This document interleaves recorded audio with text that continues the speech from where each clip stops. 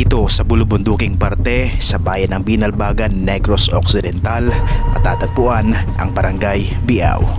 Isang barangay kung saan matatagpuan ang mga nagagandahang tanawin tulad ng Hermit Mountain at ng Bambi Falls. Maliban sa mga nagagandahang mga tanawin, aking din natuklasan ang kanilang magandang kultura, tradisyon at paniniwala.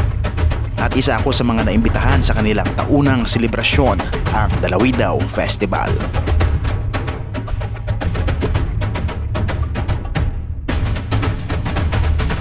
Dahil fiesta, hindi mawawala yung kainan. Nakakataba ng puso dahil pinaghandaan talaga kami ni Lods Jessica at Almar Rico. Sila yung mga Lods natin dito sa Barangay Biao na walang sawang sumusuporta at sumusubaybay sa ating mga vlogs. Maraming salamat mga Lods. At alam niyo ba mga Lods kung bakit Dalawidaw ang tawag sa kanilang festival? Dahil yan sa likas na yaman ng barangay o magagandang tanawin. At yan ang naging inspirasyon ng isang taong nagngangalang Goring Abeto. Binuo niya ang isang kanta na may pamagat Dalawidaw.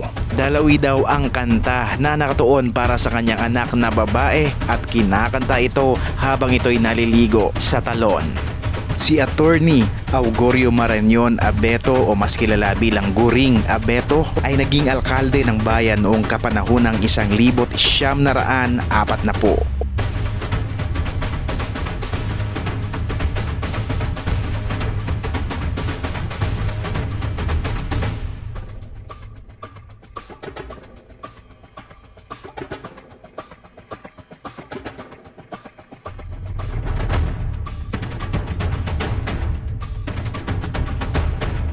Isang magandang pagkakataon na mapuntahan ang barangay na ito kung saan nakita natin ang kanilang kultura, talento at tradisyon.